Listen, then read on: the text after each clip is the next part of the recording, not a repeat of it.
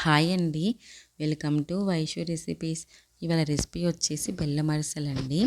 ఈ బెల్లం అరిసెలు ఈజీగా ఎలా చేసుకోవాలో స్టెప్ బై స్టెప్ అయితే చూపించేసానండి. కాకపోతే మనతో పాటు ఇంకొకరుంటే చాలండి, ఈజీగా చేసుకోవచ్చు. ఈ అరిసెలు వచ్చేసి చాలా సాఫ్ట్గా చాలా బాగా వస్తాయండి. నేను చెప్పిన విధంగా మీరు చేస్తే మాత్రం. పదండి, లేట్ చేయకుండా వీడియోలోకి అయితే వెళ్ళిపోదాము. ఫస్ట్ ఒక చెరవలోకి 1 కేజీ బియ్యం అయితే తీసుకున్నాను. రేషన్ బియ్యంతో చేసుకోవాలి. యాక్చువల్గా నా దగ్గర అవైలబుల్ లేదు కాబట్టి నేను సోనా మసూరి రైస్ అయితే తీసుకున్నానండి. 1 కేజీ రైసు. ఈ కేజీ రైస్ని శుభ్రంగా 3-4 సార్లు కడిగిన తర్వాత కొన్ని వాటర్ పోసేసి అయితే 10 నుంచి 12 గంటల వరకు అయితే నానబెట్టుకోవాలి మూత పెట్టేసి.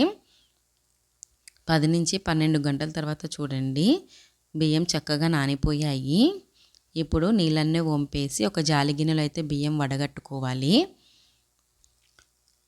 నీళ్ళన్నీ ఒడిసిపోయే వరకు అలాగే పెట్టేసిన తర్వాత ఒక కాటన్ క్లాత్ తీసేసుకొని ఇలా పరుచుకున్న తర్వాత బియ్యం అయితే వేసేసుకొని బియ్యం అంతా స్ప్రెడ్ చేసుకోవాలి.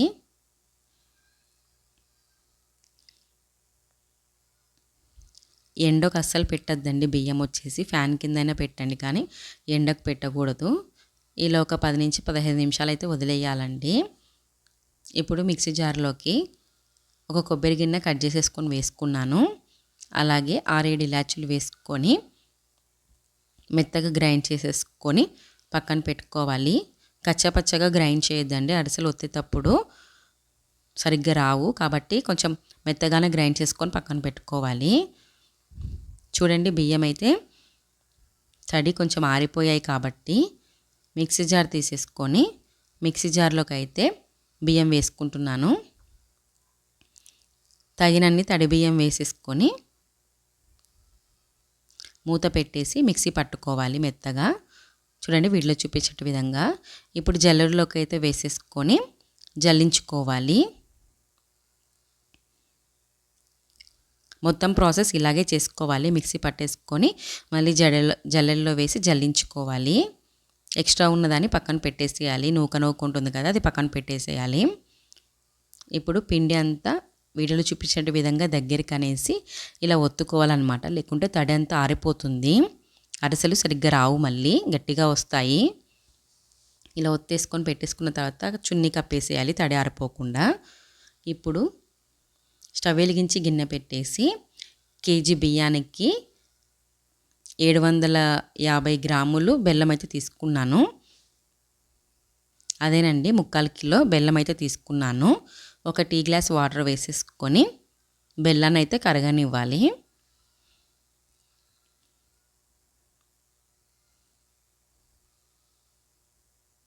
చూడండి, ఇలా బెల్లం అంతా కరిగిపోయిన తర్వాత ఇప్పుడు బెల్లం నీళ్ళని ఇంకొక చెరవలోకి అయితే వడగట్టుకోవాలి.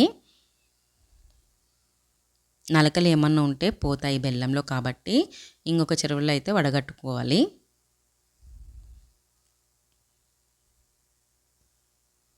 ఇలా వడగట్టుకున్న తర్వాత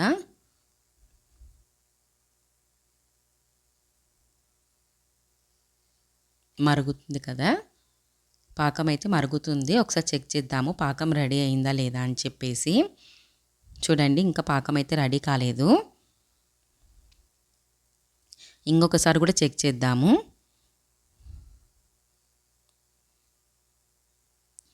ఇప్పుడు కూడా రెడీ కాలేదండి. ఇంకొకసారి చెక్ చేద్దాము. 1 నిమిషానికి 1/2 నిమిషానికి అలా చెక్ చేసుకుంటూ ఉండాలండి. పాకం త్వరగానే వస్తుంది. ఇప్పుడు చెక్ చేద్దాము.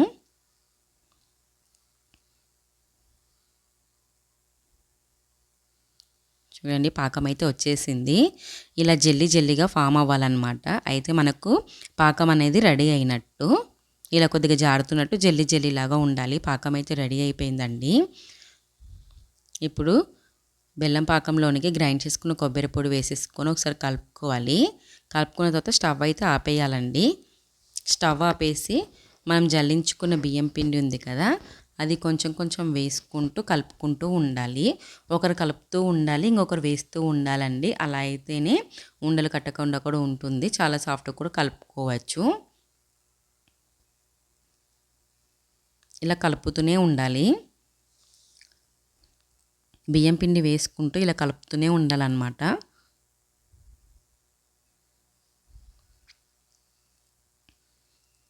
ఈ విధంగా రావాలండి కన్సిస్టెన్సీ వచ్చేసి. ఇప్పుడు 2-3 టేబుల్ స్పూన్స్ నెయ్యి అయితే వేసుకుందాము. ఎందుకంటే పైన పిండి అనేది ఆరిపోకుండా ఉంటుంది కాబట్టి. నెయ్యి వేసుకొని ఒకసారి కలుపుకున్న తర్వాత మళ్ళీ పైన 2-3 టేబుల్ స్పూన్స్ నెయ్యి వేసుకోవాలి. పైన పిండి అనేది ఎండిపోకుండా బాగుంటుందన్నమాట. ఒక అర్ధగంట తర్వాత చూద్దాము. ఇప్పుడైతే మూత పెట్టేద్దాం. చల్లారాలి కాబట్టి మూత పెట్టేసి పక్కన ఉంచుకుందాము. ఒక 1 అవర్ 2 అవర్స్ తర్వాత చూడండి, అరిసెల పిండి అయితే రెడీ అయిపోయింది, చలిపిండి. ఇప్పుడు మనకు ఏ సైజ్ అరిసెలు కావాలో ఆ సైజ్ అంతా ముద్ద తీసేసుకొని ఇలా వీటిలో చూపించినట్టు విధంగా ఒక కవర్కి నూనె అద్దేసేసి చేతికి నూనె అద్దేసేసుకుంటూ రౌండ్గా చేసేసుకోవడమే. చూడండి ఎంత చక్కగా వస్తున్నాయి కదా అరిసెలు వచ్చేసి. ఇప్పుడు డ్రై ఫ్రై సరిపడా ఆయిల్ పెట్టేసి కడాయిలో ఆయిల్ హీట్ ఎక్కాక మీడియం ఫ్లేమ్లో పెట్టేసి చేసుకున్న అరిసె అయితే దాంట్లో వేసేయాలి. ఆయిల్లో వేసేసిన తర్వాత చూడండి అరిసెని పైకి వచ్చేస్తుంది. ఇలా రెండు వైపులా మంచిగా కాల్చుకోవాలి. చూడండి కాలింది కదా. ఇప్పుడు ఒక గరిటెతోటి ఇలా ప్రెస్ చేసేసుకోవాలి. ఎక్స్ట్రా ఆయిల్ అంతా కింద పడిపోతుంది. ఒక జాలి గిన్నెలో అయితే వేసేసుకుందాము. ఇంకా ఏమన్నా ఎక్స్ట్రా ఆయిల్ ఉంటే కూడా కింద ప్లేట్ పెట్టుంటాం కాబట్టి దాంట్లో అయితే పడిపోతుంది. చూడండి ఇలాగే ఒక అరిసె వేసిన తర్వాత అరిసె పైకి వచ్చిన తర్వాత ఇంకొక అరిసె కూడా వేయాలి, లేకపోతే రెండు అంటుకుపోతాయి అన్నమాట.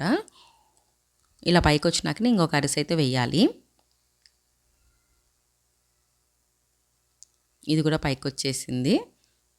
చూడండి రెండు ఒకటేసారి ఇలా చేసేసుకోవచ్చు. ఇంకొకరి హెల్ప్ ఉంటే త్వరగా అయిపోతుంది కాబట్టి అరిసెలకైతే ఇద్దరు ఉంటే త్వరగా అయిపోతుంది. చూడండి అన్ని అరిసెలు ఇలాగే చేసుకోవాలి. చాలా సాఫ్ట్గా వస్తాయండి. 15 days 20 days వరకు అయితే ఫ్రెష్గా ఉంటాయి. మీరు కూడా నేను చెప్పిన విధంగా అయితే ఒక్కసారి అరిసెలు అయితే చేసి చూడండి, చాలా సాఫ్ట్గా వస్తాయి. ఎలా వచ్చాయో ట్రై చేసి కామెంట్లో అయితే చెప్పండి. నా వీడియో కనుక నచ్చితే కనుక ప్లీజ్ లైక్ చేసి సబ్స్క్రైబ్ చేసుకోండి. Thanks for watching. బాయ్. చాలా సాఫ్ట్గా ఉన్నాయండి, మీరు కూడా ట్రై చేయండి ఈ సంక్రాంతికి. బాయ్.